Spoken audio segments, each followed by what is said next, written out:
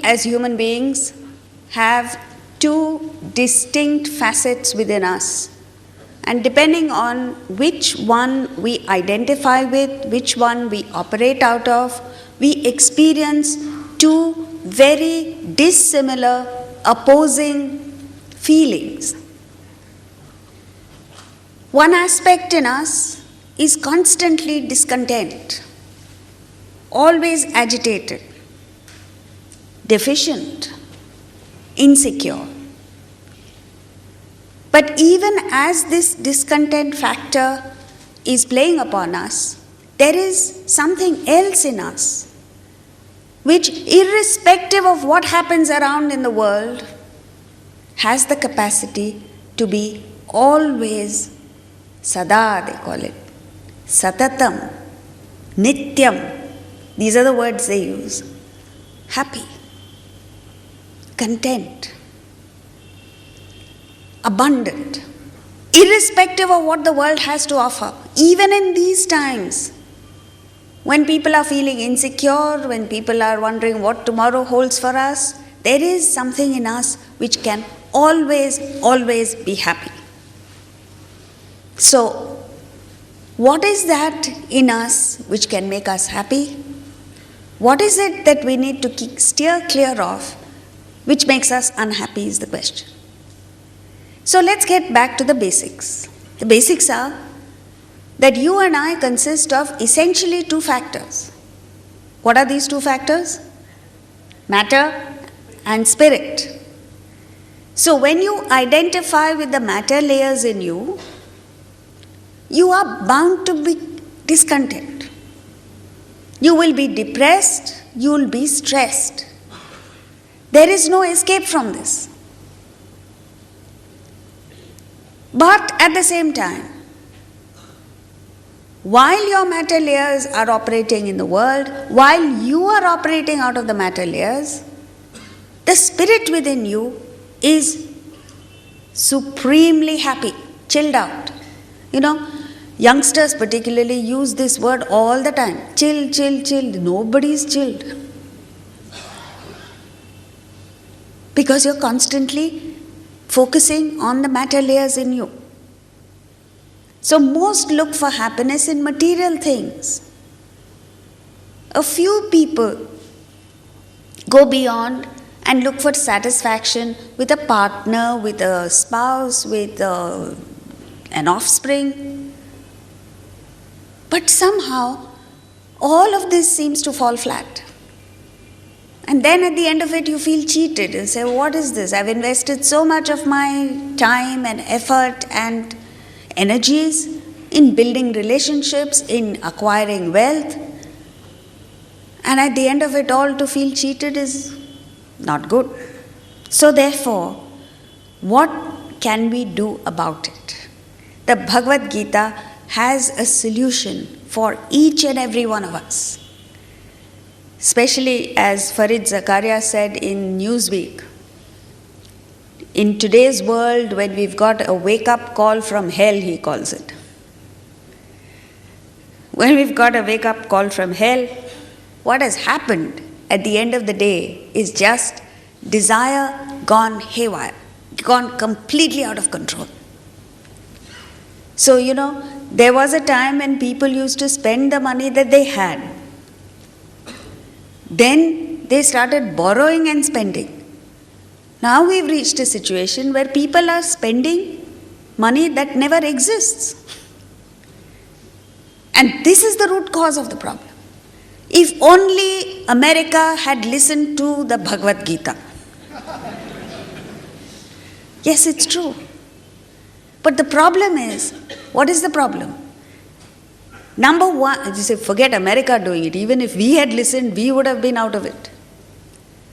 Why aren't we listening to the Gita? What I mean by this is Krishna has been blowing his lungs out right through the 18 chapters of the Gita, warning us, beware of desire.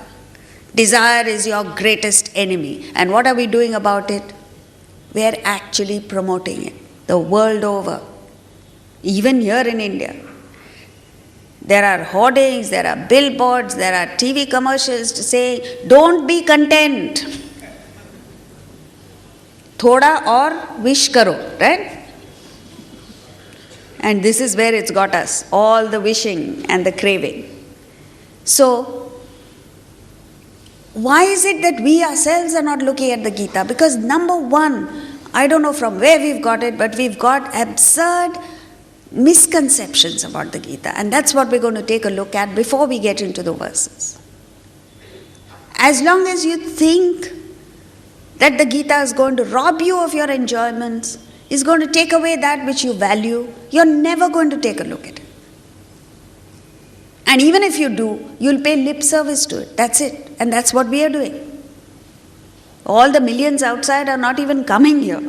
The few of us that are here are only paying lip service to it. The second thing is that there is a disconnect. The language of the Gita is Sanskrit.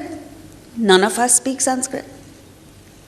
Most importantly, it was given out 5,000 years ago, so even if it were translated, the context is all foreign to us. And the third is that it seems to speak of a very abstract concept. It's talking about Atman, Brahman, that nobody can identify with, nobody knows what it is. So therefore, let's take a quick look at the misconceptions that we have about the Gita, and let's see what we can do about it. The first thing that frightens us about the Gita is that we believe that the Gita wants us to change our lifestyle. We believe that the Gita speaks of austerity, that you have to give up your home and the city life and the comforts and the luxuries that you're used to and live a life of deprivation. No, you don't have to do that. Krishna in the Gita himself says, enjoy the kingdom, gain what you can, acquire wealth. Nobody's against wealth or the world. But all that the Gita says is, just bring about a shift in mindset, bring about a change in attitude. And it is this shift in attitude that can make a lot of difference in our state of happiness, in our acquisitions, and our enjoyment. So what is it that we need to do? All of us are focusing on only what we don't have. And as long as you're looking only at what you don't have, you're not enjoying what you have. So instead, what the Gita says is, take a look at what you have. Be grateful for it. Enjoy it. You can then aspire to gain more, that's okay.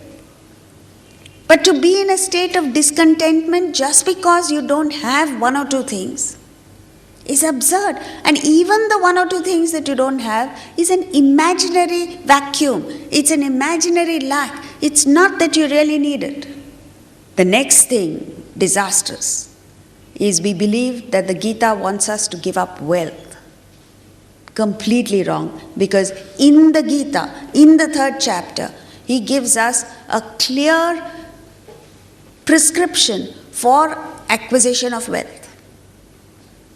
He gives the blueprint of right action of perfect action, and when you perform perfect action, prosperity will automatically come to you.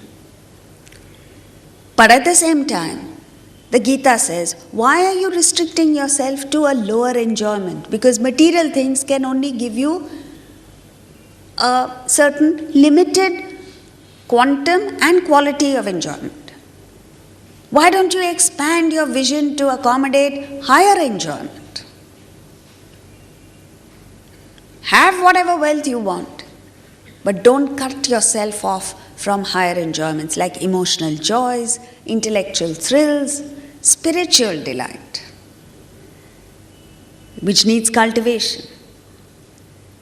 And the most important thing is that the Gita helps you to become a towering personality, develop merit. Once you develop merit, you don't need to chase after wealth. Wealth will chase you. Take a look at all the people who have reached excellence. The greatest sports persons in the world, like this Abhinav Bindra, who suddenly out of the blue went and got a gold medal in the Olympics. He doesn't need to go and ask for endorsements. People come to him. You should live life in such a way that the world chases after you and not the other way around. Another thing we believe is that the Gita robs you of enjoyment. Please take a look at your lives. Is there any one of us here who really enjoys life? When was the last time you sat down to a meal and concentrated on the food that you were eating and you enjoyed it without a cell phone ringing, without your looking at your BlackBerry to see what emails have come, without a phone call coming and disturbing you? So in fact, the Gita restores the enjoyment, the zest for life, the enthusiasm in life that you've already lost.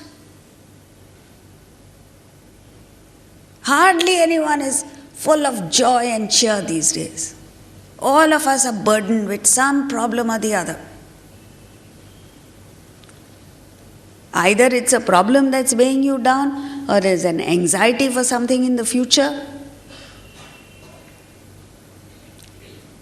So, when are we going to really start enjoying? You need the Gita to give us the key to enjoying life to the fullest. And not just now, not just when you're young. Continue the enjoyment till the last day of your life.